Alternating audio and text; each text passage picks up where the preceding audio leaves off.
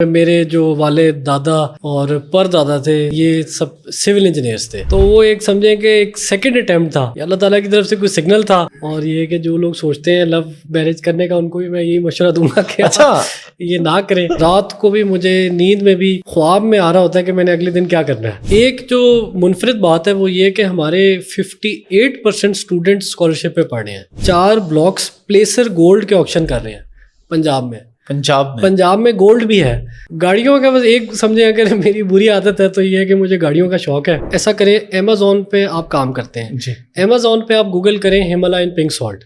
جی pink salt 1 کلو جو ہے وہ آپ دیکھیں گے کہ $30 کی بکری ہے. ہمارے پاس ایسے لوگ ہیں جو کہ $60-70 ملین کی یہاں سے ایکسپورٹ کریں میٹ کی. اب آپ 2000 روپے کو ملٹیپلائی کریں 17,50,000 سے، یہ بنتے ہیں تقریباً 380 کروڑ روپے. پنجاب کی عوام 380 کروڑ روپے صرف اپنے بچوں کی پیدائش پہ ادا کر. اچھا ابراہیم بھائی، آپ کے پاس ماشاءاللہ 3 منسٹریز ہیں، تو پیسے کتنے ملتے ہیں گورنمنٹ سے؟ آپ کیا چارج کرتے ہیں 3 منسٹریاں چلانے کا؟ اور آپ یقین کریں کہ میں دفتر میں پانی اور چائے اور کافی بھی اپنے پیسوں سے پیتا ہوں. زندگی میں آپ کہیں بھی کچھ بھی کرنا چاہتے ہیں آپ ادھر وہ کر سکتے ہیں. تو پاکستان کے اندر جو یقین ہے یہ بہت ضروری ہے. پھر میں نے اس کو کہا کہ آپ جو ہے نا میرے دفتر سے فوری جو ہے وہ چلے جائیں دوبارہ. آج کے بعد ایسی آپ نے بات میرے سے نہیں کرنی. تو یہ ہے کہ چلے، اگر کرپشن ختم نہیں ہوئی تو 1/4 تو ہو گئی. لوگ جو ہیں جو کہ سمجھے پیرنٹنگ جو ہے وہ سیکھنا چاہتے ہیں، تو میں سمجھتا ہوں کہ میرے جو والد تھے وہ ایک آئیڈیل والد تھے. آپ امیجن یہ کریں کہ -40 ڈگری ٹیمپریچر ہوتا تھا اور برف پڑی ہوتی تھی، اور آپ کے سامنے سے اگر بس نکل جائے اور آپ کو پتا ہو کہ اگلے 20 منٹ آپ نے ٹھنڈ میں سردی میں برف میں گزارنے ہیں، تو کیسی کیفیت ہوگی. السلام علیکم جی، حافظ احمد پوڈ کاسٹ پہ خوش آمدید. اور آج میرے پاس ایک بہت اسپیشل گیسٹ موجود ہیں، بہت سے حوالوں سے اسپیشل ہیں. پوری ایک لیگیسی ہے. ان کے فادر کا بہت بڑا نام تھا ماشاءاللہ، ان کے دادا کی بڑی خدمات تھی، ان کا بہت بڑا نام تھا. اور ابھی خود ماشاءاللہ اس ینگ ایج میں جس طریقے سے یہ کام کر رہے ہیں ماشاءاللہ، UMT کے پریزیڈنٹ ہیں، اس کے علاوہ 3 ان کے پاس منسٹریز ہیں ماشاءاللہ. لیکن جب بھی ان سے بات ہوتی ہے ان کو دیکھ کے پتہ چلتا ہے کہ باپ دادا والی عادتیں ہیں. Very down to earth personality. میرے ساتھ موجود ہیں جناب ابراہیم حسن مراد بھائی. ابراہیم بھائی، thank you very much for your time. بہت شکریہ جی مجھے بلانے کا. It is a pleasure. Thank you very much. آپ کے ساتھ ذرا ڈسکشن کا زیادہ مزہ اس لیے بھی آئے گا کہ آپ کے فادر اور میرے فادر کا بھی تعلق تھا، سلام دعا تھی، تو ذرا وہ چیزیں کچھ ہم آپ سے اس طرف بھی آئیں گے. سب سے پہلے تھوڑا اپنے بارے میں بتائیے کہ آپ بیسیکلی کس جگہ سے بلانگ کرتے ہیں؟ میں تو میری پیدائش جو ہے وہ کراچی میں ہوئی. اچھا. اور یہ کہ اس کے بعد ہم لاہور شفٹ ہو گئے کیونکہ والد صاحب جو ہیں وہ انہوں نے ایک ادھر اسٹارٹ اپ شروع کیا جس کا نام institute of leadership and management تھا. تو لاہور میں میرا سارا بچپن اور آگے گزرا. ویسے میرے جو والد دادا اور پر دادا تھے یہ سب سول انجینئرس تھے. تو میرے جو پر دادا تھے ان کا تعلق سرگودا سے تھا اور ادھر انہوں نے تعلیم حاصل کی. رسول انجینئرنگ ایک بہت پرانا کالج ہے، تو 1908 میں انہوں نے وہاں سے سول انجینئرنگ کی. اچھا. تو میرے پھر جو دادا تھے انہوں نے NED سے تعلیم حاصل کی، کراچی میں شفٹ ہوئے، وہاں انہوں نے پڑھا. پھر 1951 میں وہ امریکہ گئے، وہاں سے انہوں نے ماسٹرز کیا. اور والد صاحب بھی میرے NED سے ہی گریجویٹ تھے، انہوں نے بھی سول انجینئرنگ کی. تو میری جو تھی چوائس وہ تھوڑی مختلف تھی. اچھا. اور جو بیسکلی ہمارا فیملی اگر سمجھیں گے 3 جنریشن یا 4 جنریشن سے کام تھا وہ تھا کنسٹرکشن اینڈ کانٹریکٹنگ. ٹھیک ہے. کیونکہ سول انجینئرس تھے. جی. تو پر دادا جو تھے ان کے پروجیکٹس تھے جو پریزنٹ ڈے انڈین پنجاب ہے، پاکستان ہے، یہ ان علاقوں میں. پھر جب 47 ہوا پارٹیشن میں، تو پھر وہ ادھر واپس آ کے بیس انہوں نے لاہور میں سیٹ اپ کی. کچھ اور ادھر ادھر پروجیکٹس تھے. تو دادی جو ہے میری وہ بھوپال سے ہیں. اچھا. ان کے جو دادا تھے he was the Nawab of Bhopal. اچھا. نواب صدیق حسن خان. اور دادا جو تھے وہ بھی کچھ عرصہ اپنی جوانی میں بھوپال میں رہے. تو پھر وہاں ان کی شادی ہوئی اور پھر یہ 47 میں ادھر آ گئے اور یہاں سے پھر بقایا انہوں نے اپنی کیریئر اور زندگی کا آغاز کیا. ماشاءاللہ. آپ کی ایجوکیشن اسکولنگ کہاں سے تھی؟ میں جی اسکولنگ میری انٹرنیشنل اسکول آف شفات ایک فرینچ لیبنی اسکول ہے جی بالکل 1886 میں بنا تھا. لاہور میں بھی ان کا خوش قسمتی تھی کہ کچھ سیٹ اپ تھا, تو وہاں میری اسکولنگ ہوئی. اور اس کے بعد پھر میں کینیڈا گیا, 2 سال میں نے وہاں گلوبل کامرس اور پولیٹیکل سائنس پڑھا, ساتھ کچھ ریلیجس اسٹڈیز بھی اس کے بھی کورسز لیے. ٹھیک ہے. اور اس کے بعد پھر میں آ گیا یو کے میں نے ڈگری کی انڈر گریڈ انٹرنیشنل بزنس میں. ٹھیک. اور پھر میں نے ماسٹرز کیا leadership in management, specialisation in education. تو یہ میرا تعلیمی سفر تھا. اس میں آپ کے فادر نے آپ کو کچھ کہا کہ آپ یہی کرو, یا آپ کی اپنی چوائس تھی, یا انہوں نے کہا کہ نہیں ہم سول انجینئرس ہیں سارے تو تم بھی اس طرف آ جاؤ, کچھ ایسا تھا ان کی طرف سے؟ میں اپنے آپ کو خوش قسمت اس لیے سمجھتا ہوں کہ انہوں نے کبھی مجھے فورس نہیں کیا کہ آپ یہ پڑھیں یا آپ وہ پڑھیں. اور ہم 3 پشتوں سے سول انجینئر ہیں, تو آپ نے بھی سول انجینئرنگ یا ڈاکٹر بننا ہے یا انجینئرنگ کرنی ہے. مدر سائڈ جو ہے میری وہ سب میڈیکل ڈاکٹر ہیں. والدہ میری, میرے ماموں, میرے نانا, میرے باقی 2-4 کزنس, اس طرح سارے ڈاکٹرز, ادھر سارے انجینئرز, اور اس طرف سارے انجینئرز. لیکن یہ کہ مجھے کوئی یہ نہیں تھی بندش کہ میں دونوں میں سے کسی پیشے کا انتخاب کروں. اور یہ کہ انہوں نے ہمیشہ یہ کہا کہ آپ وہ پڑھیں جس میں آپ کو انٹرسٹ ہے, اور اسی میں پھر آپ آگے جا سکتے ہیں جس ایریا میں آپ کو انٹرسٹ ہو. تو میں نے پھر جب اسکول میں تھا تو مجھے گاڑیوں کا بہت شوق تھا. میرا یہ تھا کہ میں آٹوموٹیو انجینئر بنوں. ٹھیک ہے. پھر میں نے یہ دیکھا کہ جو جتنے انجینئرز ہیں وہ مینیجرز کے لیے کام کر رہے ہیں. ٹھیک ہے. تو پھر میں نے سوچا کہ کیوں نہ مینجمنٹ پڑھی جائے, بزنس کیا جائے, اور پھر تاکہ یہ کہ ان کو بہتر طریقے سے مینیج کر کے جو بھی اپنا کام ہے وہ نکال لیا جائے. تو پھر میں نے اپنا یہ اس ایریا میں گیا, بزنس میں کچھ پولیٹیکل سائنس پڑھی, لیڈرشپ مینجمنٹ پڑھی. تو یہ تھوڑا سا اب آتے ہیں جو بڑا انفارچونیٹ ایک واقعہ تھا آپ کا, والد صاحب کا جو آپ کا ایک حادثہ ہوا, اس میں آپ کی ٹانگ کو بھی, آپ کا بھی فریکچر ہوئی تھی ٹانگ. وہ یہ واقعہ کب کا ہے اور ایگزیکٹ ڈیٹیلز کیا ہیں کہ کس طریقے سے ہوا, کون ڈرائیو کر رہا تھا, کیا بنا تھا؟ ہم گئے ہوئے تھے خنجراب, تو ادھر یہ فارمیشن ہے FCNA, فورس کمانڈر ہوتے ہیں ناردرن ایریا کے. ٹھیک ہے. ان کی انویٹیشن تھی, وہاں کچھ وزٹس تھے, کوئی کراکرم یونیورسٹی ادھر اسٹیبلش ہوئی تھی, اور NHA کا کچھ آفیسز تھے, ان کے کچھ پلانس تھے وہ دیکھنا چاہتے تھے, کچھ وزٹس تھے ایجوکیشنل, کچھ آرمی کے ساتھ تھے لنکیجز. تو ہمارا پلان بنا تھا کہ ہم جائیں گے اور 2-4 دن ادھر ملاقاتیں کریں گے, وزٹس کریں گے, اور پھر واپس آ جائیں گے. لیکن اوبویسلی ادھر ایسے ہوا کہ ہم خنجراب سے ریٹرن کر رہے تھے, تو وہاں جو ہے ہماری جو گاڑی تھی اٹ فلپڈ اے فیو ٹائمس, اور ہم 4 لوگ تھے گاڑی میں. تو والد صاحب کی میرے شہادت ہو گئی. تو یہ تھا. ڈرائیو آپ کر رہے تھے؟ جی میں ڈرائیو کر رہا تھا. اس میں انٹرسٹنگ بات یہ ہے کہ جب ہم لاہور سے جا رہے تھے تو اس وقت لاہور اسلام آباد جہاز چلتا تھا. اچھا. تو ہم یہاں سے گئے بائی ایئر, تو وہاں سے ہم نے گاڑی میں گاڑیاں ہم نے بھجوا دی تھیں گلگت. ٹھیک ہے. اور وہاں سے ہم نے پھر دوسری فلائٹ لینی تھی اسلام آباد سے گلگت کے لیے. ٹھیک ہے. اور آپ یقین کریں کہ ہم فلائٹ میں بیٹھے اور جہاز اڑ گیا اور ہم گلگت پہنچ گئے, لیکن ویدر کی وجہ سے ہم لینڈ نہیں کر پائے.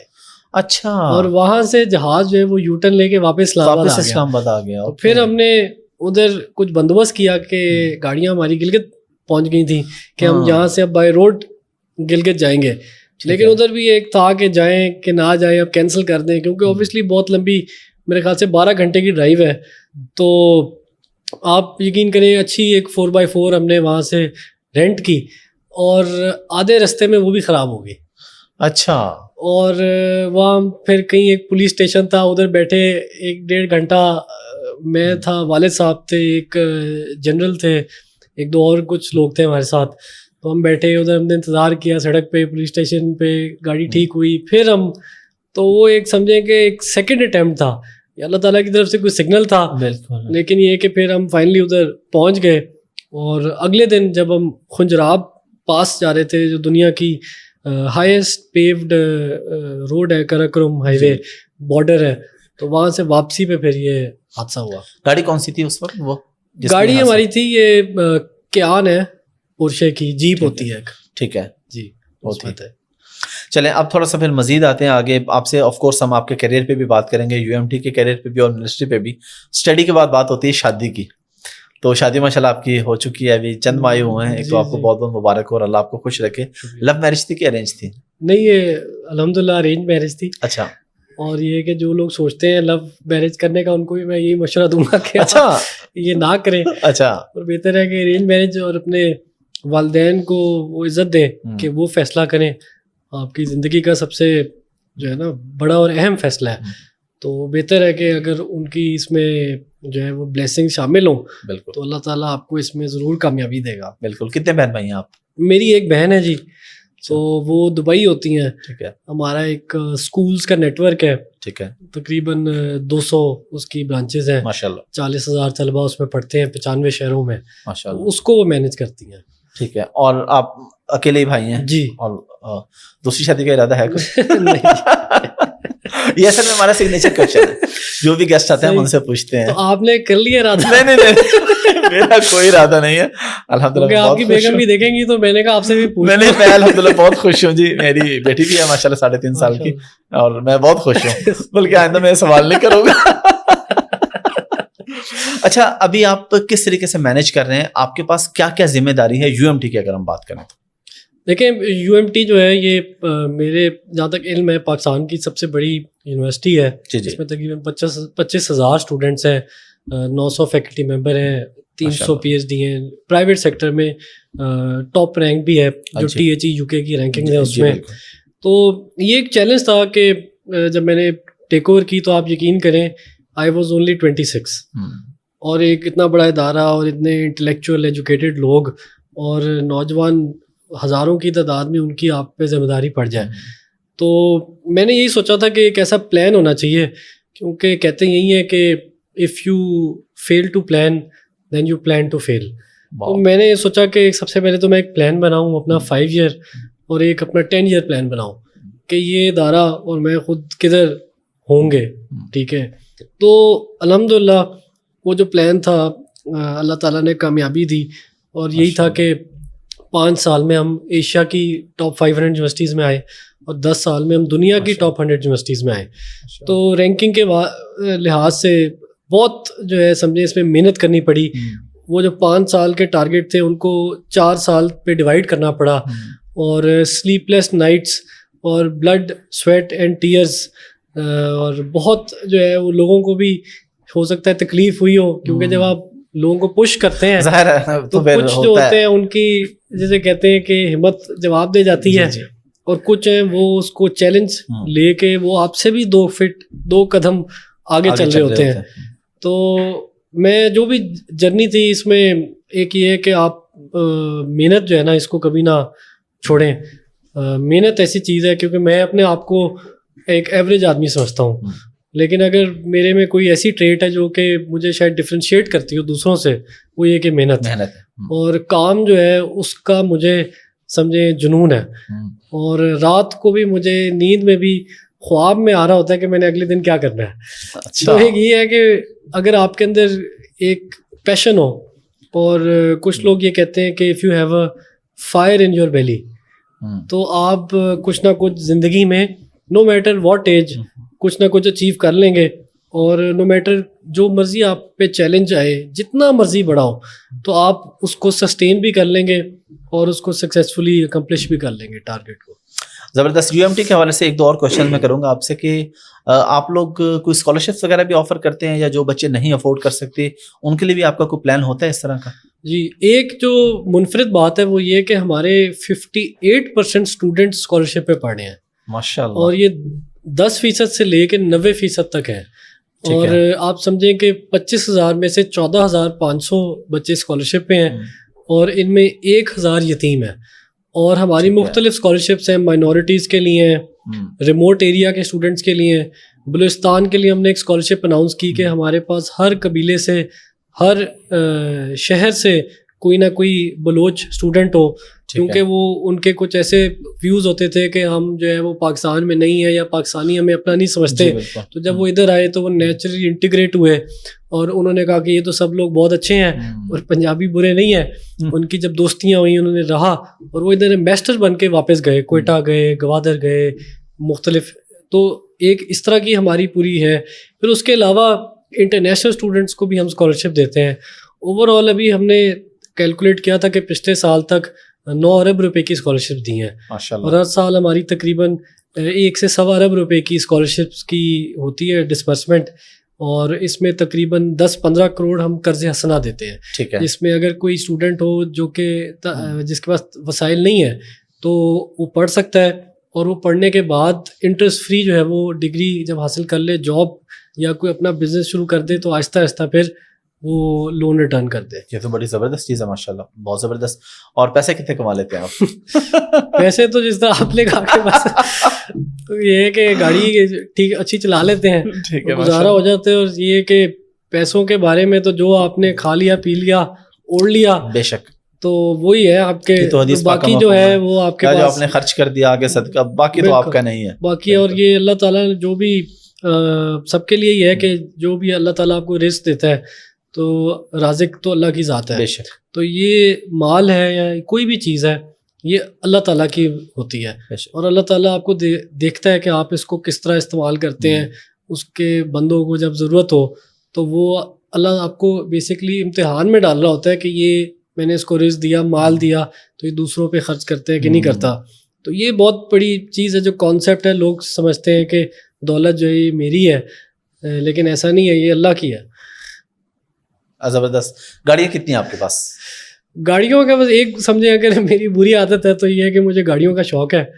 تو اور بہت زیادہ شوق ہے آپ کو ماشاء اللہ اس حوالے سے. تو میں جب چھوٹا تھا تو مجھے بچپن میں گھوڑوں کا شوق تھا. اچھا. تو وہ میرا جو ہے وہ میں نے رائڈنگ وغیرہ کی لیکن پورا نہیں ہو سکا. تو پھر جب بڑی جو ہے عمر میں آئے تو پھر تھوڑا سا یہ تھا, تو پھر اس طرح اللہ تعالیٰ نے کچھ ایسے اسباب بنائے کہ پورے ہو سکا, شوق پورے ہو گئے. جی کتنی ہے ویسے کوئی؟ میں نے گنی نہیں ہے. اچھا اتنی زیادہ ہے ماشاء اللہ. آپ کی فیوریٹ گاڑی کون سی ہے جو آپ کے پاس موجود ہے؟ ان میں سے آپ کی فیوریٹ جس کو آپ کو لگتا ہو کہ اس پہ مجھے ڈرائیو کرنا ہے بس. مجھے یہ ہے کہ جی کلاس اچھی لگتی ہے, مرسیڈیز. جی. تو جی ڈرائیونگ خود کرتے ہیں؟ میں سیٹرڈے سنڈے خود چلاتا ہوں. اچھا. باقی جو ہے وہ دن. اچھا آپ نے فکس رکھا ہے کہ ویکینڈ پہ خود چلانی ہے, اور باقی کوئی اسپیسیفک ریزن؟ مطلب وہ ٹریفک ہوتی ہے ویک ڈیز میں, تو سیٹرڈے سنڈے کبھی آگے پیچھے کہیں جانا ہوتا ہے, تو میٹنگ میں ویسے ہی تھوڑا سا اسکیجول بھی کم پیکڈ ہوتا ہے, تو پھر خود بھی چلا دیتے ہیں, انجوائے کرتے ہیں. اب تھوڑا سا آتے ہیں آپ کی منسٹری کی طرف, کہ آپ کس طریقے سے اچانک بس خبر لگی, اور آپ سب سے کم عمر منسٹر ہیں ماشاء اللہ, اور 3 منسٹریز ہیں آپ کے پاس. ایک تو ذرا ڈیٹیل بتا دیں کہ آپ کے پاس کون کون سی منسٹری ہے, اور منسٹر بنے کیسے آپ؟ کوئی پلان تھا کہ کچھ کرنا ہے, کوئی لابنگ شاپنگ کی, یا بس پتہ چلا کہ جی بن گئے ہیں, اور یہ کیا سین تھا اس کے پیچھے؟ یہ بھی ایک مزیدار بات ہے کہ میری کوئی اس طرح کی نیت یا تمنا یا کوئی ایسی میں نے کسی کو کہا ہو, ایسا بالکل نہیں تھا. اور مجھے 8 بجے فون آیا کہ 9 بجے آپ کا گورنر ہاؤس میں ہوتا ہے. اچھا, 1 گھنٹہ پہلے پتا چلا. اور میرا تو کوئی ڈنر کا پلان بنا ہوا تھا, تو وہاں سے پھر ہم جو ہے وہ آگے گئے. اور یہ کہ میں سمجھتا ہوں کہ اللہ تعالیٰ نے ایک عہدہ دی ہے, ذمہ داری دی ہے, اور اس کا فائدہ یہ ہے کہ آپ کوئی بھی چھوٹا سا بھی اگر اسٹیپ لیں تو اس سے 12-14 کروڑ عوام کی زندگی میں بہتری آ سکتی ہے. تو ایک ایسی یہ پاور ہے کہ اگر آپ اس کو سمجھیں کہ نیک نیتی سے استعمال کریں, آپ محنت کریں, اور غریب کا جو دکھ درد ہے وہ آپ کے دل میں ہو, تو اس میں آپ کو روحانی بھی بہت زیادہ جو ہے نا آپ دیکھیں گے کہ آپ اسپریچولی بھی ایلیویٹ ہوتے ہیں. اور عام عوام کی جب دعائیں لگیں آپ کو, تو وہ بھی ایک ایسی چیز ہے کہ جو کہ آپ خرید نہیں سکتے. اور میرے پاس جو ڈپارٹمنٹس ہیں وہ منسٹریز 3 ہیں. ایک میرے پاس ہے مائنز اینڈ منرلس, ٹھیک ہے, اور یہ نیشنل ایجنڈا آئٹم ہے. پاکستان کے پاس اصل میں تقریباً $6 ٹریلین کے ریزروز ہیں. اور آپ یقین کریں کہ پنجاب کے اندر ہمارے پاس آئرن اور بھی ہے, ہمارے پاس کاپر بھی ہے, ہمارے پاس دنیا کی 2nd لارجسٹ سالٹ کا ڈپازٹ ہے. اور آپ اپنی زندگی نمک کے بغیر امیجن نہیں کر سکتے. پوری دنیا میں کہیں بھی کاپر میں پاکستان اگلے 3 سال میں دنیا کا 2nd لارجسٹ پروڈیوسر بن جائے گا, ریکوڈک اور سینڈک کے بعد. اور آپ کے علم میں کہ اب ہر چیز ڈیٹائز ہو رہی ہے اور الیکٹریفیکیشن ہو رہی ہے. الیکٹرک وہیکلز میں بھی آپ کو کاپر چاہیے, جو چیز آپ نے کسی نہ کسی چیز سے کنیکٹ کرنی ہے آپ کو وائر چاہیے, اور وائر میں کاپر یوز ہوتا ہے الیکٹریفیکیشن کے لیے. اس کے ساتھ ساتھ آپ کو شاید اس بات کا بھی یقین ہے کہ اگلے ہفتے ہم 4 بلاکس پلیسر گولڈ کے آکشن کر رہے ہیں پنجاب میں. पंजाब में गोल्ड भी है. तो इसके अलावा अगर आप देखें कि बॉक्साइट है, इससे एल्यूमिनियम बनता है. फिर सिलिका सैंड की हमारे पास माइंस है. कोई भी आप डिवाइस खोलेंगे उसके अंदर से वो सिलिका सैंड का एक पाउच निकलेगा. ह्यूमिडिटी, मैकबुक होगी आपका, कोई भी आप महंगी से महंगी चीज़ लें, इलेक्ट्रॉनिक हो, टैबलेट हो, मोबाइल फ़ोन हो, उसके अंदर वो चीज़ होती है. तो अल्लाह ताला ने पाकिस्तान को ना बेपनाह वसाइल से नवाजा है. और मैं तो इस तरह समझता हूँ कि जिसे कहते हैं ना कि अल्लाह ताला ने पाकिस्तान को दुनिया का कॉर्नर प्लॉट दिया हुआ है कि आपके पास तरफ से रास्ता लग रहा है कि देखें कि नॉर्थ में सेंट्रल एशिया है, उधर बहुत मैसिव रिजर्व्स हैं गैस के, उनके पास नेचुरल रिसोर्सेज हैं, उनके पास पानी है, लेकिन उनके पास ओशन की सी की एक्सेस नहीं है. फिर ईस्ट पे आपके पास चाइना है, और अगर आप चाइना को गेटवे अपना दे दें तो ईस्टर्न चाइना में बहुत तरक्की है, वेस्टर्न चाइना थोड़ा सा बैकवर्ड है.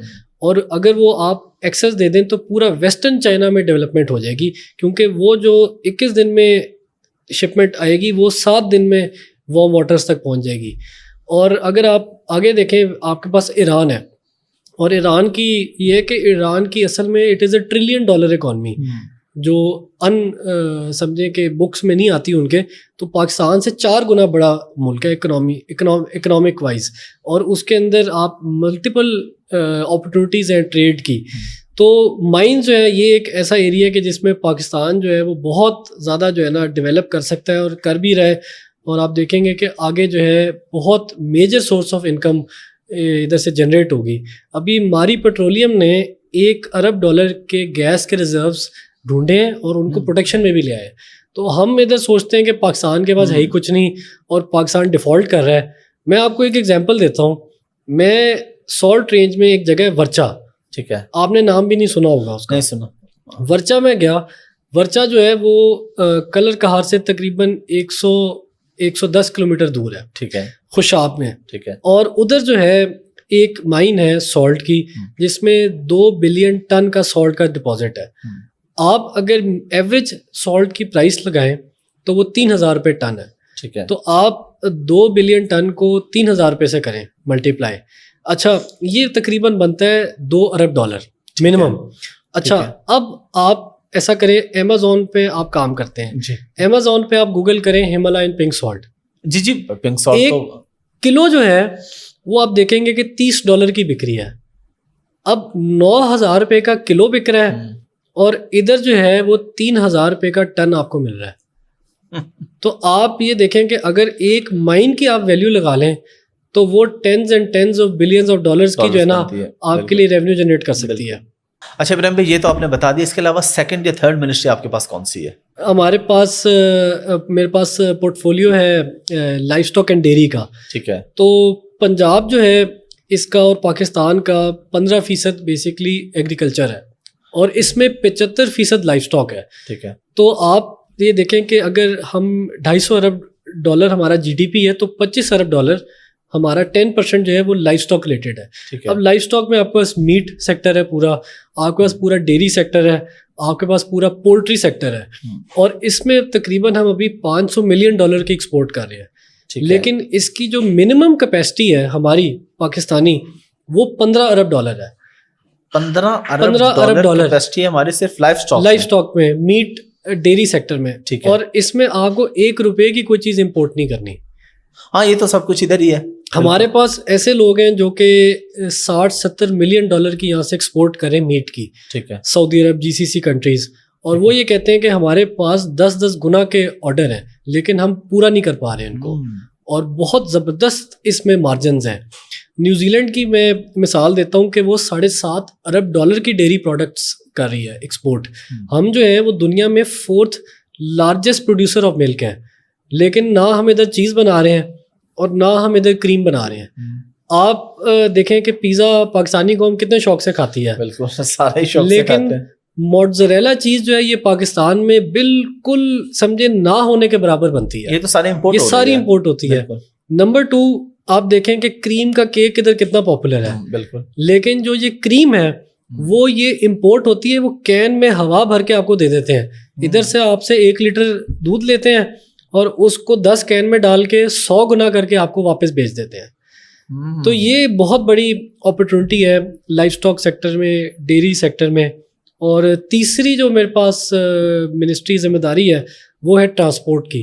ٹھیک ہے. تو اس میں تقریباً سال میں 2.5 کروڑ لوگ پنجاب میں جو میس ٹرانزٹ سسٹم ہے اس میں ٹریول کرتے ہیں. ٹھیک ہے. اس میں آپ کے پاس ملتان میٹرو ہے, ٹھیک ہے, لاہور میٹرو ہے, پاکستان میٹرو بس سروس ہے جو کہ اسلام آباد اور پنڈی کو کنیکٹ کرتی ہے, اور اس میں ایک اور جو $1 بلین پروجیکٹ تھا وہ ہے اورنج لائن کا. ٹھیک ہے. تو یہ آتی ہیں. اس کے علاوہ جو ساری آپ کی وہیکل کے روٹس ہیں, فٹنس ہیں, بس ڈپوز ہیں, پبلک پوری ٹرانسپورٹ جو ہے کمرشل چل رہی ہے, اس کو ریگولیٹ کرنا, تو یہ ایک ذمہ داری ہے.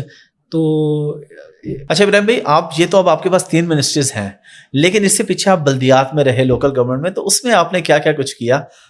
مطلب پبلک کو پتہ چلنا چاہیے کہ وہ اس میں آپ جتنے مہینے بھی 6 مہینے تقریباً آپ نے گزارے اس میں, تو اس میں آپ نے کیا کیا اچیومنٹس کی, لوگوں کے لیے کیا کیا آپ نے؟ پہلے میرے پاس جو ہے وہ ایک اور منسٹری تھی, وہ لوکل گورنمنٹ کی تھی. جی جی. تو وہ ایک اور ایکسپیرینس تھا, اور اس کے اندر یہ ہے کہ آپ کی جتنی بنیادی مسائل ہیں وہ سارے لوکل گورنمنٹ ریلیٹڈ ہوتے ہیں. آپ کی گلی میں صفائی نہیں ہو رہی, پانی کھڑا ہو گیا ہے, سیوریج کا مسئلہ ہے, کوئی اسٹرے ڈاگ آ گیا ہے, اسٹریٹ لائٹ ہے وہ آپ کی نہیں چل رہی, آپ کا برتھ ڈیتھ میرج سرٹیفکیٹ آپ نے ایشو کرانا ہے, کوئی ٹی ایم اے سے نقشہ پاس کرانا ہے. تو اس میں تقریباً 6 ماہ میں نے کام کیا, اور وہ بڑا اسٹینیوس کام تھا. اللہ تعالیٰ نے اس میں بڑی کامیابی دی. میں اکثر یہ کہتا ہوں کہ اگر آپ کی سمجھے نیت صاف ہو تو اللہ تعالیٰ جو ہے نا آپ کو ضرور کامیابی دیتا ہے, راستے نکال. میں آپ کو ایک ایگزامپل دیتا ہوں کہ ہماری جو ہے وہ لوکل گورنمنٹس کے اندر 118 کیٹل مارکیٹس آتی ہیں. پچھلے سال ان کا آکشن ہوا 3.56 بلین روپیز میں. ٹھیک ہے. 118 مارکیٹس تھیں. ٹھیک ہے. 3.56 بلین روپیز میں ان کا آکشن ہوا. ٹھیک ہے. اس سال جب آکشن کی باری آئی میں نے ان سے کہا کہ جو پچھلے سال کا گوئنگ ریٹ تھا وہ اس سال کی ریزرو پرائس ہوگی. ٹھیک ہے. انہوں نے کہا کہ آپ اتنا یہ بڑھا رہے ہیں, ریزرو پرائس منیمم پرائس اتنی بڑھا رہے ہیں, تو آپ کا آکشن ہو جائے گا فیل, اور آدھی مارکیٹس جائیں گی نہیں, اور گورنمنٹ کے لیے بہت بڑی امبیرسمنٹ ہو جائے گی. میں نے ان سے کہا کہ آپ صاف شفاف طریقے سے آکشن کرائیں گے, آپ کے دفتر میں نہیں ہوگا, کسی ہوٹل میں ہوگا. ٹھیک ہے. نمبر 2, یہ میڈیا اور سوشل میڈیا پہ لائیو اسٹریم ہوگا. ٹھیک ہے. آپ یقین کریں کہ جو آکشن پچھلے سال 3.56 بلین میں گیا تھا وہ اس سال 5.7 بلین روپیز میں گیا. زبردست. تقریباً 2 ارب روپے کا اس میں اضافہ ہوا, 50% انکم. تو ایسی مائنر چینجز ہیں. میں آپ کو ایک اور ایگزامپل دیتا ہوں کہ ویسٹ مینجمنٹ کمپنیز ہمارے انڈر آتی تھیں, تو اس میں ہم نے کچھ فوکس کیا کہ ان کی روٹ کے اندر آپٹیمائزیشن کی جائے. گاڑی کبھی ادھر جا رہی ہے, پھر ادھر جاتی تھی, پھر کہیں اور سے کوڑا اٹھاتی تھی, کہ روٹس ان کے بنے. پھر اس میں تقریباً 5000 گوسٹ امپلائیز تھے, تو ان کی لسٹ بنی, ان کو ٹریس کرنا بڑا مشکل تھا. لیکن مین جو ہم نے ان کو ٹارگیٹ دیا وہ یہ دیا کہ آپ نے وہ لیول انشور کرنا ہے صفائی کا جو کہ تاریخ میں کبھی لاہور میں نہیں دیکھا گیا. اور آپ یقین کریں کہ مجھے لوگوں نے رابطہ کیا, انہوں نے کہا کہ جہاں 10 سال سے صفائی نہیں ہوئی تھی آج کل ادھر صفائی ہو رہی ہے. لیکن جو مزے کی بات ہے وہ یہ کہ اسٹینڈرڈ آف کلیننس انکریزڈ, لیکن کاسٹ جو ہے وہ بھی ہماری ماہانہ 10 کروڑ روپے کم ہو گئی. تو کاسٹ بھی کم ہو گئی اور کام بھی زیادہ ہو گیا. جی. تو یہ آپ دیکھیں کہ لوگ کہتے ہیں کہ گورنمنٹ جو ہے یہ اس میں کیا ہے, اور لوگ سب جو ہے وہ غلط ادھر نیت سے کام کر رہے ہیں. لیکن اگر آپ محنت کریں اور آپ کی نیت صاف ہو تو اللہ تعالیٰ آپ کو کامیابی دیتا ہے. میں آپ کو ایک اور ایگزامپل دیتا ہوں. پنجاب میں تقریباً سالانہ 17,50,000 برتھ سرٹیفکیٹ ایشو ہوتے ہیں. ٹھیک ہے. آپ کے گھر میں کوئی پیدائش ہو, آپ نے برتھ سرٹیفکیٹ لینا ہی لینا ہے. اب اگر آپ کسی یو سی کے دفتر چلے جائیں, وہ آپ سے کہیں گے کہ ہماری مٹھائی کدھر ہے. بالکل. اچھا, اور مٹھائی کا جو ریٹ جو میرے علم میں آیا وہ 2,000 روپے سے لے کے 8,000 روپے تک تھا. ٹھیک ہے. اب آپ 2,000 روپے کو ملٹیپلائی کریں 17,50,000 سے, یہ بنتے ہیں تقریباً 380 کروڑ روپے. پنجاب کی عوام 380 کروڑ روپے صرف اپنے بچوں کی پیدائش پہ ادا کر رہی. اور یہ بھی آپ نے ملٹیپلائی کیا اس کو 2000 سے. جی. آپ نے 5,000 سے نہیں کیا جو اپر کلاس. آپ جدھر رہتے ہیں یا آپ جائیں گے تو ہو سکتے ہیں آپ سے 8,000 بھی ڈیمانڈ کریں. تو ہم نے اس کو کیا یہ کہ نادرا کے ساتھ اور پی آئی ٹی وی کے ساتھ مل کے ہم نے اس کو کہا کہ اس پروسیس کو آپ کریں ڈیجیٹائز. اور آپ دیکھیں گے کہ اگلے 2 ہفتے میں آپ گھر سے بیٹھے بیٹھے واٹس ایپ پہ ڈاکومنٹ اپلوڈ کریں گے اور آپ کو گھر بیٹھے بیٹھے واٹس ایپ پہ ہی سرٹیفکیٹ آ جائے گا. یعنی ان کی مٹھائی مار دی آپ نے. تو یہ دیکھیں کہ ایسی ایک چیز ہے کہ بہت بڑی اچیومنٹ عوام کے لیے کنوینئنس ہے کہ آپ کو کہیں جانا نہیں پڑے گا. اب تو کاسٹ ٹو کمیوٹ بہت بڑھ گئی ہے, پیٹرول کا خرچہ ہے, پھر آپ کبھی جائیں وہ آدمی ہو نہ ہو, آپ کا دوسرا تیسرا چکر لگے. تو ہمارا یہ ویژن ہے کہ ہم جو شہری ہیں ان کو ان کی دہلیز پہ سروسز جو ہے وہ پرووائڈ کریں. بہت زبردست. تو اس طرح کی کچھ ہم نے چیزیں کی جس سے جو ہے وہ میرا خیال ہے کچھ امپروومنٹ آئی. نہیں, بہت زبردست چیزیں آپ نے بتائی ہیں, بڑے امپروومنٹ آئی اور مزید بھی آئے گی انشاءاللہ. اچھا ابراہیم بھائی, آپ کے پاس ماشاءاللہ 3 منسٹریز ہیں, تو پیسے کتنے ملتے ہیں گورنمنٹ سے, آپ کیا چارج کرتے ہیں 3 منسٹریاں چلانے کا؟ دیکھیں اللہ کا شکر ہے کہ میں نہ تنخواہ لیتا ہوں, اور اچھا, کوئی سیلری نہیں لے رہے میرے پاس یہ لائے فارم کہ یہ فارم ہے آپ کا, یہ فل کریں آپ کو سیلری ملے گی. تو میں نے اس کو لینے سے انکار کر دیا. پھر انہوں نے بتایا کہ مال روڈ پہ گھر ایشو ہوتے ہیں 1-2 ایکڑ کے, تو یہ بھی آپ انٹائٹلڈ ہیں, وہ بھی میں نے نہیں لیا. پھر وہ ایک لسٹ لیا کہ یہ آپ کو 7 یا 9 اسٹاف الاؤڈ ہے, پی اے اور ڈفرینٹ ڈرائیور اور یہ وہ, تو وہ بھی میں نے نہیں لیا. اور آپ یقین کریں کہ میں دفتر میں پانی اور چائے اور کافی بھی اپنے پیسوں سے پیتا ہوں. اچھا. اور میرے مہمان ہیں تو وہ بھی میرا اپنا سارا خرچہ ہوتا ہے. تو میرا بس یہ ہے کہ حکومت کے اوپر کوئی میں بوجھ نہ بنوں, اور عوام کی جو خدمت ہو سکتی ہے وہ ہو جتنی ہو سکے. اور اگر آپ کوئی بھی آدمی ہے کوئی افورڈ کر سکتا ہے تو اس کو یہ نہیں چاہیے کہ گورنمنٹ سے سوچے کہ مجھے کیا پریویلیجز مل سکتے ہیں, مجھے کیا پروٹوکول مل سکتا ہے. اس کو یہ سوچنا چاہیے کہ میں حکومت کو یا میں پاکستان کو کیا دے سکتا ہوں.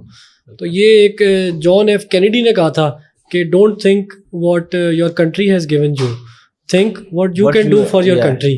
تو آج کل کے جو حالات ہیں لوگ سوچ رہے ہیں کہ پاکستان چھوڑ دیں اور پاکستان میں کچھ نہیں ہے, لیکن میں اور آپ یہ ابھی ڈسکس کر رہے تھے کہ پاکستان کے اندر جو پوٹینشیل ہے بالکل وہ ان لمیٹیڈ ہے. بالکل. اور دنیا میں زندگی میں آپ کہیں بھی کچھ بھی کرنا چاہتے ہیں, کچھ بننا چاہتے ہیں, آپ ادھر وہ کر سکتے ہیں. تو پاکستان کے اندر جو یقین ہے یہ بہت ضروری ہے, اور مایوسی ویسے ہی مسلمان کے لیے کفر ہے. بالکل. اور نوجوان نسل جو ہے اس کو یہی چاہیے کہ یہ دیکھے کہ جو ادھر ریسورسز اللہ تعالیٰ نے ہمیں دیے ہیں, فرض کریں ہیومن کیپٹل ہے, یہ ریسورسز ہے, ہماری جغرافی ایک ریسورس ہے, ہماری جو لو کاسٹ ہے یہ ایک ریسورس ہے. تو ان سب چیزوں کا فائدہ اٹھائے اور دنیا سے جو ہے وہ ٹریڈ کرے, تجارت کرے. اور ڈالرز پاکستان لے کے آئے, بالکل تاجر تھے, تو اسی پیشے کو اپنائے اور دیکھے کہ کس طرح جو ہے وہ اپنے آپ جو ہے وہ اکنامکلی سوون بن سکتے ہیں.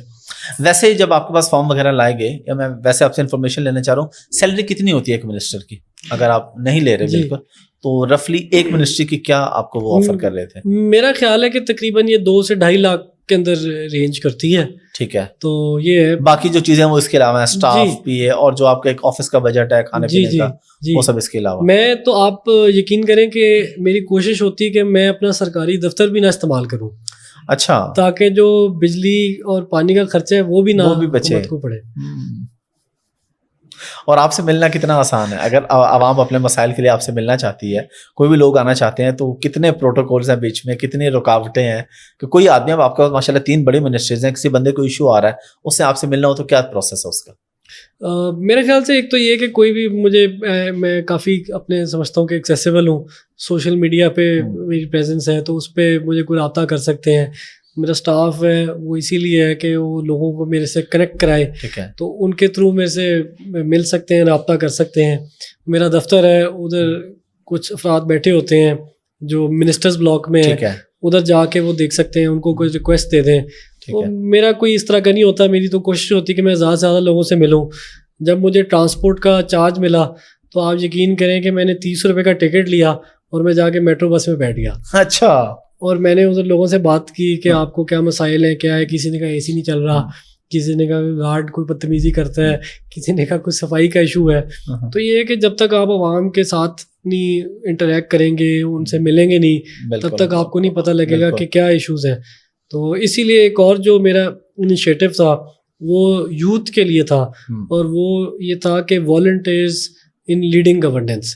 ٹھیک ہے. اور اس میں ہم نے کیا یہ کہ لوگوں کی انسائٹ آئے, ہمیں پتہ لگے, کیونکہ الیکٹڈ سیٹ اپ نہیں تھا, کہ ہمیں علم ہو کہ لوگوں کے کیا مسائل ہیں, کیا ضروریات ہیں, اور کدھر گورنمنٹ کی توجہ ہونی چاہیے. تو آپ یقین کریں کہ 2 ہفتے میں 10,000 لوگوں نے سائن اپ کر لیا. اور آپ پنجاب میں مری سے لے کے راجن پور تک ہمیں رجسٹریشنز آئیں, اور وہ میرا ایک نیٹ ورک ہے, وہ میرے آئیز اینڈ ایئرز ہیں. تو اگر خانے وال میں کسی گاؤں میں بھی کوئی مسئلہ ہوگا تو وہ مجھے بتا دیتے ہیں کہ ادھر آپ کی ضرورت ہے. اور وہ پھر اسٹاف کے تھرو ہم ان کو کہتے ہیں ریلیونٹ آدمی کو کہ ان کا مسئلہ حل کریں.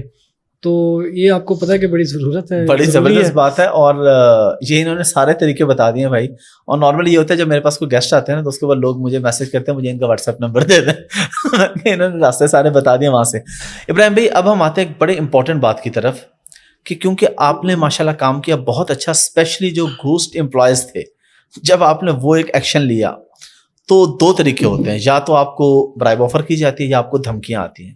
آپ نے کچھ ایسا فیس کیا؟ کیونکہ جب آپ اس طرح کا کام کرتے ہیں, اسپیشلی جب آپ نے بلدیات میں وہ آکشن جو تھی وہ جب بہتر کی, تو وہ ساری بات ہے وہ آفیسرس کو آپ پہ غصہ تو آیا ہوگا کہ یہ کدھر سے آ گئے, تو اس کو آپ نے کیسے فیس کیا؟ دیکھیں پہلی تو بات یہ کہ لوگ, مجھے جو خوشی ہوئی ایک بات کی, میں کبھی کسی سے پوچھتا ہوں کہ میری آپ کے سرکل میں, حکومتی سرکل میں, گورنمنٹ آفیسرس کے اندر کیا ریپوٹیشن ہے, تو وہ یہ کہتے ہیں کہ یہ ابراہیم صاحب جو ہیں یہ آنیسٹ نہیں ہے, یہ ڈیڈ آنیسٹ ہے.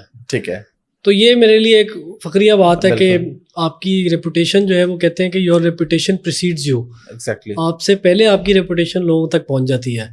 تو میرا نہیں خیال کہ کسی نے جرت بھی کی کہ ایک میں آپ کو بلکہ مزیدار واقعہ بتاتا ہوں. ایک میرے دوست ہے, وہ میرے سے ٹائم لے کے آ گئے, انہوں نے کہا کہ مجھے آپ سے کوئی کام ہے. ٹھیک ہے. میں نے ان کو بلا لیا, میں نے کہا جی بتائیں کیا. انہوں نے کہا کہ یہ ہماری جگہ ہے اور اس جگہ میں جو ہے نا ہم چاہ رہے ہیں کہ کوئی ریل اسٹیٹ کا پروجیکٹ کریں. ٹھیک ہے. تو اس میں آپ ہمارے ساتھ پارٹنر آ جائیں. ٹھیک ہے. تو میں نے کہا چلیں بتائیں کدھر ہے جگہ, سارا کچھ میں نے دیکھا, میں نے کیلکولیٹر نکالا, میں نے کہا ڈیولپمنٹ کاسٹ ہے وہ 3 ملین پر کنال آئے گی, اتنا سیلیبل ایریا آئے گا, یہ کر آ کے تو میری اتنی انویسٹمنٹ ہونی پڑے گی, آپ کو چاہیے ہوگی. ٹھیک ہے. تو انہوں نے کہا سنیں آپ کون سی باتیں کر رہے ہیں, کہاں کی باتیں کر رہے ہیں. اچھا. میں نے کہا کیوں, میں پارٹنر آؤں گا تو میں اس میں انویسٹ کروں گا. ڈیولپمنٹ آپ کہہ رہے ہیں زمین آپ کی, ڈیولپمنٹ میری, تو ہمارا کوئی جے وی ہوگا یہ وہ. انہوں نے کہا نہیں ہمیں بس آپ ویسے ہی چاہیے. ٹھیک ہے. تاکہ ہماری اپروولس اور یہ سب نکل جائے. پھر میں نے اس کو کہا کہ آپ جو ہے نا میرے دفتر سے فوری جو ہے وہ چلے جائیں دوبارہ, آج کے بعد ایسی آپ نے بات میرے سے نہیں کرنی. اور میں نے کچھ لوگوں کو اپوائنٹ کیا, میں نے ان کو بتایا کہ میرا آپ سے تعلق ہے اور میں آپ کو امانتاً ایک ذمہ داری دے رہا ہوں, اور اگر مجھے علم ہوا کہ آپ نے کچھ ہیر پھیر کی ہے تو میں اپنے ہاتھ سے آپ کو ہتھ کڑی لگاؤں گا. تو یہ جو اکاؤنٹیبلٹی ہے یہ بہت ضروری ہے, سیلف اکاؤنٹیبلٹی بھی اور دوسروں کی بھی. بالکل. تو یہ کہ جب آپ بات کرتے ہیں میٹنگز میں نے ایک میٹنگ میں بات کی کہ آپ یہ جو پلاننگ کر رہے ہیں اس طرح نہ کریں, عوام کا سوچیں, اس کی نیڈس کا سوچیں, اکانومی کا سوچیں, پھر جا کے آپ اپنے پلانز بنائیں. تو 1-2 لوگ تھے وہ ہنسے, ہونے کا سر عوام کا کون سوچتا ہے. تو یہ کہ وہ جب آپ باتیں کرتے ہیں تو لوگ سمجھ جاتے ہیں کہ یہ ان کی نیچر کس طرح کی ہے, طبیعت کس طرح کی ہے, مزاج کس طرح کا ہے, اس حساب سے آپ کو. تو اس کے لحاظ سے آپ کے جو سارے ہوتے ہیں وہ ٹیون ہو جاتے ہیں, اور ان کو پتہ ہوتا ہے کہ ہم نے اگر کوئی آدمی بنا بھی کوئی پیسے رہا ہوتا ہے, تو جس طرح ایک ادھر کمپنی تھی اس پہ میں نے بے تحاشا کریک ڈاؤن کیا کہ مجھے پتہ لگا کہ کچھ 2 نمبریاں کر رہے ہیں. ٹھیک ہے. تو کہیں سے مجھے وائس نوٹ آیا کہ سر وہ اس کو مہینے کا 8-10 لاکھ روپے آتا تھا, اب اس کو 2 لاکھ روپے آ رہا ہے. تو یہ ہے کہ چلے اگر کرپشن کم نہیں ختم نہیں ہوئی تو 1/4 تو ہو گئی. تو لوگ خود بھی جو ہے نا ڈر میں اور اس میں وہ کم کر دیتے ہیں, ان کو پتہ لگ جاتا ہے اگر کوئی ایسا ہو تو وہ بڑھا دیتے ہیں. تو یہ پاکستان کا کلچر ہے, اور ہر جگہ ہی دنیا کے اندر آپ جہاں بھی جائیں, آپ رشیا دیکھ لیں, چائنا دیکھ لیں, امریکہ دیکھ لیں, آپ دنیا میں کسی بھی ملک میں جائیں گے تو یہ تو ادھر ہے, کیونکہ جب تک انسان کی خواہشات جو ہے بالکل اس کی اس سے زیادہ ہے تو وہ یہ تو اس کے انٹائس ہوگا شیطان کے وسوسے میں تو آئے گا. بالکل. اور دھمکیاں, چلیں یہ تو بات ہو گئی نا برائب کی اس میں, تو اب لیکن دھمکیاں تو پھر اگر آپ ایسے کوئی ایکشن لیں, کام کریں, تو کوئی وائس نوٹ یا کوئی کال یا اشارتاً کوئی پرچی وغیرہ؟ نہیں الحمدللہ کسی نے ایسی کوئی نہیں فی الحال کی جرت. چلے ماشاءاللہ یہ ہے کہ اللہ تعالیٰ نے یہ ہے کہ جو آدمی کی حفاظت ہے وہ تو اللہ کرتا ہے, تو باقی یہ کہ ڈیٹرنٹ ہے, کوئی بھی چیز ہے آپ کے سامنے, مطلب کبھی بھی کچھ بھی ہو سکتا ہے, لیکن یہ کہ الحمدللہ کسی نے کوئی تھریٹ نہیں دیا, تو یہ کہ اللہ تعالیٰ ایسا ہی رکھے. آمین آمین, اللہ حفاظت کرے. گاڑیوں کے علاوہ بھی شوق ہے؟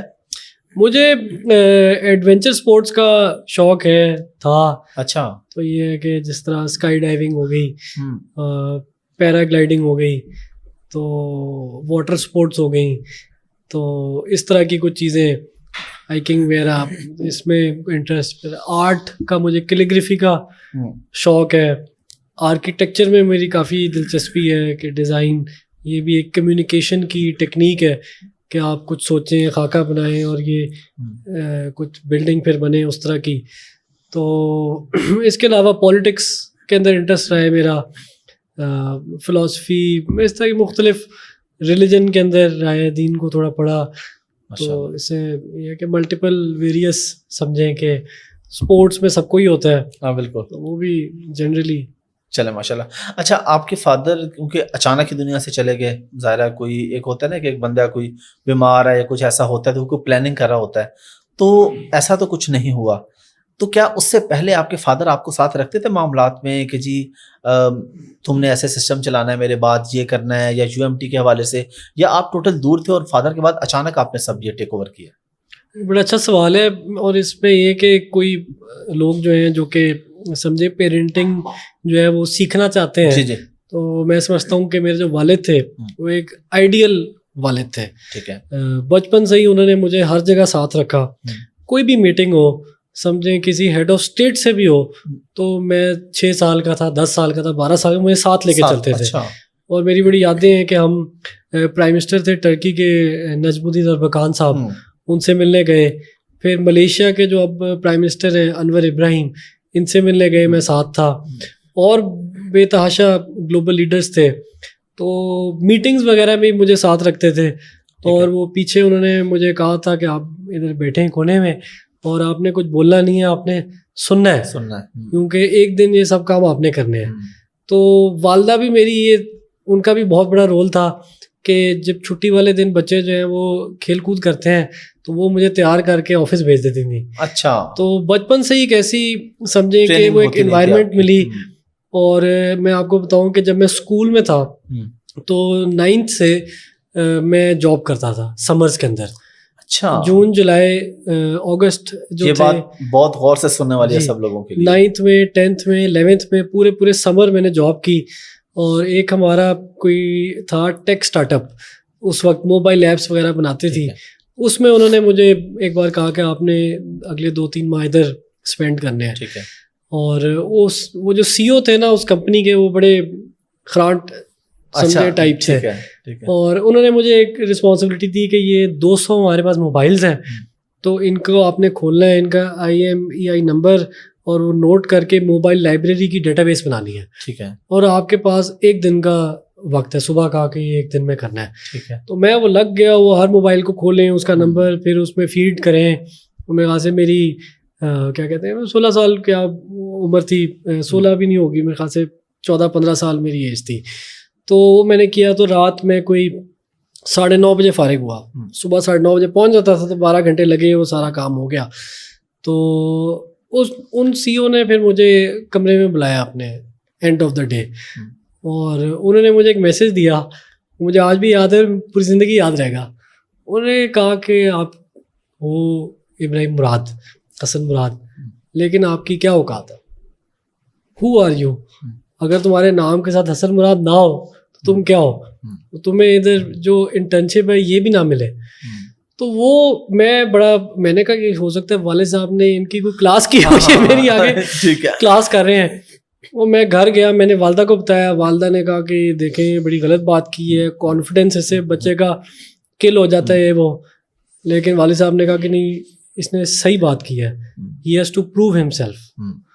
تو یہ جو ایک بات ہے کہ آپ جس مرضی عہدے پہ ہوں یا جس مرضی بڑی شخصیت کی اولاد ہو, you have to prove yourself. بالکل. اور یہ جو اگلی نسل ہے اس کو یہ آج کل ہوتا ہے کہ ہمارے والدین کے پاس وسائل ہیں تو ہم پوری زندگی اچھی گزار لیں گے، ایسا نہیں ہوتا. اس سے بس آپ کو ایک کک سٹارٹ تو مل جاتا ہے، لیکن کرنا آپ نے خود. اگر کوئی قابل ہوگا تو وہ کوڑیاں اس کو ملیں گی، اس کو وہ کروڑوں بنا لے گا، اور جو نالائق ہوگا وہ کروڑوں کو جو ہے وہ کوڑیوں میں بدل دے گا. تو یہ ایک ہے کہ آپ لوگوں کو شروع سے محنت کی عادت ڈالیں، اسٹرگل کی عادت ڈالیں. اور سب سے جو بڑی بات ہے وہ یہ کہ you need to think big. تو والد صاحب میرے کہتے تھے کہ you need to think of dreams no one has ever seen before, کہ وہ خواب دیکھو جو تاریخ میں کبھی کسی نے نہیں دیکھے. تو یہ جو ایک چیز ہے کہ میں آج بھی سمجھتا ہوں کہ میرا اگر ادھر تھنکنگ ہوتی ہے تو میں پھر سوچتا ہوں کہ والد صاحب ہوتے تو اس کو ملٹی پلائی بائی 10 کر دیتے. تو یہ ایک ہے کہ جتنا بڑا آپ سوچیں گے اتنا بڑا آپ اچیو کریں گے. تو محنت اور بگ ویژن یہ ایک ہے جو کہ بہت اوبویسلی کی انگریڈینٹس ہیں اگر آپ نے کچھ بھی زندگی میں اچیو کرنا ہے. بالکل. تو ساتھ رکھنے کی جو آپ نے بات کی اس میں ایک واقعہ میرے ذہن میں ہے تو میں سمجھتا ہوں کہ شیئر کرنا چاہیے. وہ یہ کہ جب میں پڑھ کے ماسٹرز کر کے آیا، وارک جو تھی دنیا کی ٹاپ 50 یونیورسٹیز میں آتی ہے، تو میں نے والد صاحب کو کہا کہ اب میں آ گیا ہوں تو اب آپ مجھے کوئی عہدہ دیں اور کوئی ذمہ داری بھی دیں اور دفتر وغیرہ یہ سب کچھ. تو انہوں نے کہا کہ پہلے تو آپ سوچیں کہ آپ نے کرنا کیا ہے.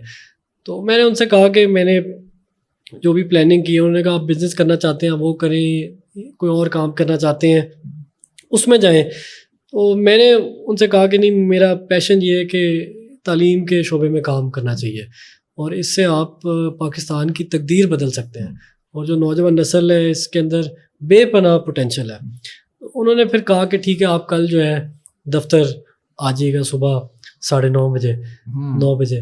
میں تیار ہو کے سوٹ اور ٹائی پہن کے اگلے دن دفتر چلا گیا. ٹھیک ہے. تو میں نے کہا کہ بتائیں کہ کدھر، پھر میں نے آفس وغیرہ. انہوں نے کہا کہ سامنے جو وزٹر چیئر ہے آپ نے اس پہ بیٹھنا ہے. تو میں نے کہا چلیں ٹھیک ہے، لیکن کوئی دفتر، انہوں نے کہا نہیں آپ نے ادھر ہی بیٹھنا ہے. اور آپ یقین کریں کہ 6 ماہ گزر گئے اور میں روز صبح آتا تھا تیار ہو کے سوٹ پہن کے. اچھا. اور میں آگے وزٹر چیئر پہ آ کے ان کے سامنے بیٹھ جاتا تھا. ٹھیک ہے. لیکن مجھے کچھ عرصے بعد یہ سمجھ آئی کہ وہ مجھے ٹیبل کی دوسری سائڈ سے ڈیل کرنا سکھا رہے تھے. اب 6 ماہ گزر گئے، میں سامنے بیٹھا رہتا تھا. پھر میں نے کہا کہ میرے دوست ہیں سب، ان کو ڈائریکٹرشپ مل گئی ہے اور ان کے دفتر بھی ہیں، تو میرا کو ملنے آ جائے تو مجھے آپ کے پی اے کے آفس میں ملنا پڑتا ہے. میرے پاس تو کوئی ٹھکانا بھی نہیں ہے، میں روز آتا ہوں تو ادھر آ کے بیٹھ جاتا ہوں. تو انہوں نے پھر کہا کہ اچھا آپ جو ہے نا ادھر اپنی، جس طرح ان کی ٹیبل تھی ساتھ ایک ٹیبل لگوائی، انہوں نے کہا کہ آپ نے ادھر بیٹھنا ہے. ٹھیک ہے. تو کوئی 2 سال جو ہے میں نے ان کے ساتھ ٹیبل پہ بیٹھا. ٹھیک ہے. اور کوئی بھی ڈاکیومنٹ ہوتا تھا تو وہ اس طرح کر کے مجھے دے دیتے تھے. تو پھر میں نے ان سے کہا کہ کوئی ذمہ داری دیں، اس طرح آپ نے، میں ماسٹرز کر کے آیا ہوں اور آپ مجھے اس طرح ساتھ 2-2.5 سال سے ایسے ہی. ہاں. تو پھر انہوں نے کہا کہ اچھا آپ نے جو ہے نا جو بھی کوئی ایشو ہوگا اسٹوڈنٹ کا وہ آپ نے سننا ہے. ٹھیک ہے. تو میں نے سوچا کہ میں نے کوئی ذمہ داری مانگی تھی، کوئی عہدہ ملے گا مجھے، وہ مجھے مصیبتیں صبح سے شام لوگوں کے مسئلے سنے، جو ہے برا بلا کہیں، یہ کہیں وہ کہیں. تو کچھ عرصہ گزرا، لیکن پھر میں نے یہ نوٹ کیا کہ مجھے ادارے کی ایک ایشو کا علم ہو گیا اور اس کا پھر حل نکالا، اس کی پالیسی بنائی، امپرومنٹ آئی. تو اس طرح کر کے جو ہے تقریباً پھر 2.5 سال بعد انہوں نے مجھے ایک دفتر دیا، الگ سے آفس دیا. پھر تو یہ ایک میں دیکھتا ہوں کہ جس طرح ایک تربیت کا سسٹم ہے یہ بہت ضروری ہے.